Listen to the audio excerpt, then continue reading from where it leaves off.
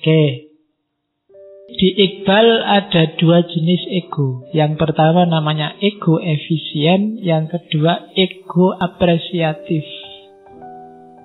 Ego efisien itu ego yang kita pakai sehari-hari, day to day. Sifatnya praktis, jangka pendek. Misalnya, hari ini, 2 jam ini, saya posisinya sebagai yang ngasih informasi. Ini efisien. Setelah ini tidak lagi. Pulang ya tidur, di rumah jadi bapak, jadi suami, di kampus jadi dosen, di sini jadi ustadz, nanti di warung jadi pelanggan. Itu ego efisien. Sifatnya temporal, kan? Dan ya sesuai dengan konteks, itu ego efisien. Ini juga butuh kecerdasan, butuh kearifan, jangan keliru. Kalau di rumah posisinya sebagai bapak, sebagai suami. Kalau di sini mungkin ustadz. Jangan keliru, mungkin di sini, saya di sini jangan-jangan suami. Nah, itu bisa kacau. Jadi jangan salah, itu namanya ego efisien. Ada hubungannya sama waktu. Tandingannya ego efisien itu ego apresiatif. Ini yang kalau bahasanya Iqbal waktu murni. Tidak ada temponya. Ya kayak kalian refleksi. Aku ini orang kayak gimana ya sebenarnya. Ini ego efisien. Jadi yang lintas waktu. Aku ini orangnya penyabar apa pemarah ya. Aku ini orangnya santai apa kemerungsung ya. Itu ego apresiatif. Jadi jati diri hakikimu di luar fakta-fakta temporer keseharian. Itu namanya ego apresiatif. Kamu disuruh refleksi, muhasabah. Itu kan lintas waktu, tidak sekedar di waktu tertentu. Tapi dirimu yang sejati itu seperti apa? Atau kamu ingin membangun dirimu seperti apa? Itu namanya ego apresiatif. Jadi ada ego efisien, ada ego apresiatif. Kalau efisien yang fakta-fakta, hari ini kamu apa, enaknya gimana, dan seterusnya. Kalau pas di warung, pahamilah sekarang kamu jadi pembeli. Bukan dosen, bukan apalagi ustadz, bukan kan gitu. Kalau masuk warung terus, aku ustadz ya, assalamualaikum, ya enggak. Urusannya beda. Nanti yang punya warung bingung, nanti kamu dikasih uang kecil. Dah. Oke, jadi itu jenisnya ego. Terus, jangan salah ya, ego itu sifatnya selalu berada dalam tegangan. Ya tegangan itu kan berarti selalu tegang gitu. Jadi maksudnya apa? Ego itu selalu dialektis, selalu ditantang oleh realitas sekelilingnya. Dia selalu ditantang oleh lingkungannya. Maka selalu intention.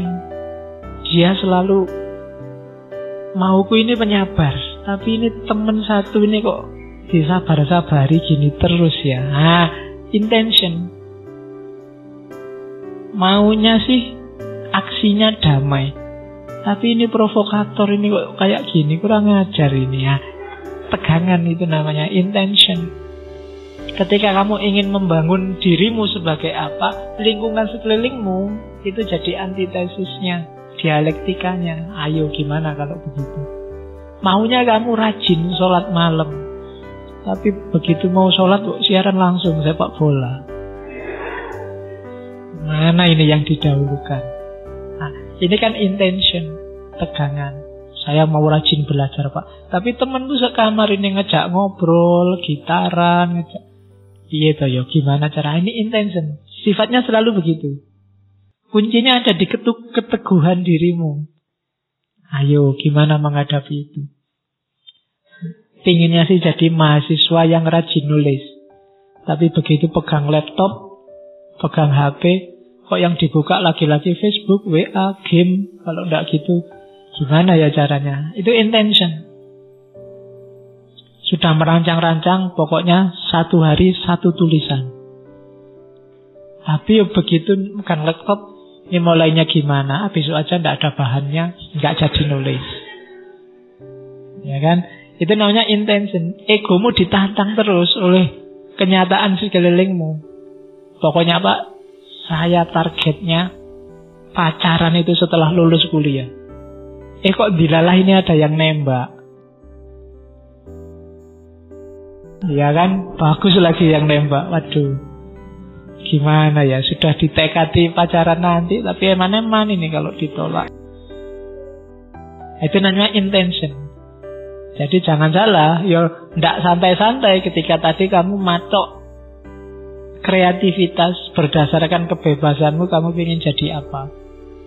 Karena kamu akan berhadapan dengan lingkungan yang dinamis, yang berubah terus. Saya pinginnya jadi sufi, Pak. Biasanya kan sufi yang diincer karomahnya, Pak. Saya bisa jalan di atas air, bisa Jumatan ning Mekah, cita-citamu itu. Ya. Jadi cuma ya pingin puasa terus-terusan, Pak. Itu kan begitu kamu puasa, temanmu makan yuk, tak traktir. Oh, itu cobaan luar biasa itu. Jadi niat poso malah ditraktir makan. Kan sering kayak gitu. Nah, itu namanya tegangan. Jadi ego kita itu selalu intention, selalu dalam kondisi tegang. Santai-santai ingin maju, tiba-tiba ada halangan, kan itu langsung tegang kamu. Waduh, gimana ini? Selalu begitu. Oke, jadi karakternya itu. Karakter selanjutnya, ya ego itu karakternya selalu bebas. Di depan sudah banyak dijelaskan, cuma perhatikan bahwa ada ego itu yang ketika ada halangan tadi, ada tegangan tadi, dia punya karakter syawal. Syawal itu bukan satu Idul Fitri. Jadi syawal itu artinya manut, ikut saja dengan lingkungan. Kalau bahasanya Heidegger namanya dasman, manusia yang tidak otentik. Dirimu sendiri hilang, kamu tenggelam dalam kerumunan. Itu namanya syawal. Jadi jangan mau begitu, katanya Iqbal.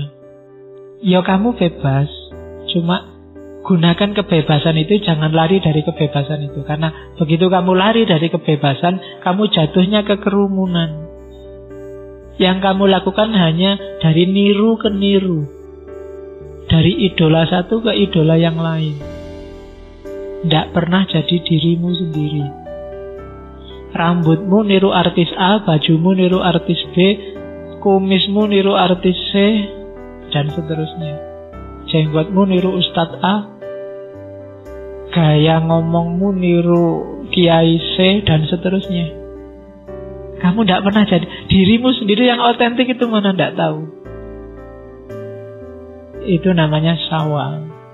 Nanti ada orang yang kebalikannya syawal, adalah orang yang isi gitu artinya rindu, kadang diartikan cinta.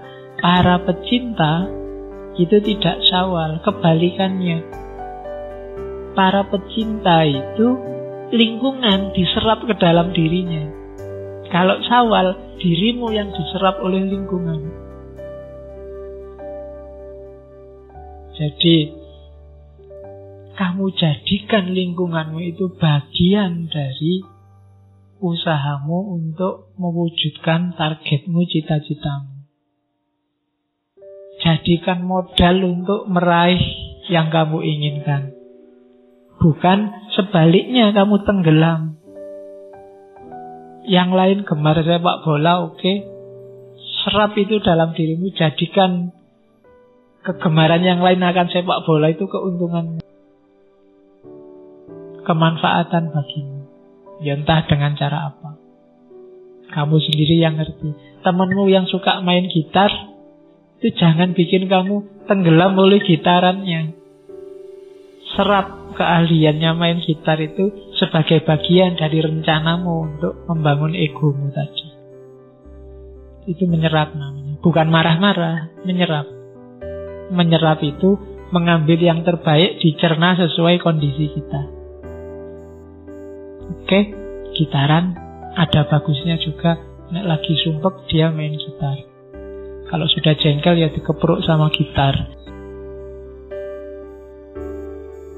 Jadi menyerap kondisi sekeliling itu ya kayak gini misalnya. Ada temenmu banyak. Ini kan kadang-kadang jadi penghalang, tapi jangan dijadiin penghalang. Jadikan dia kekuatan. Dengan banyak teman mungkin kamu lebih enak. Kalau sendirian face to face sama saya kan gak enak.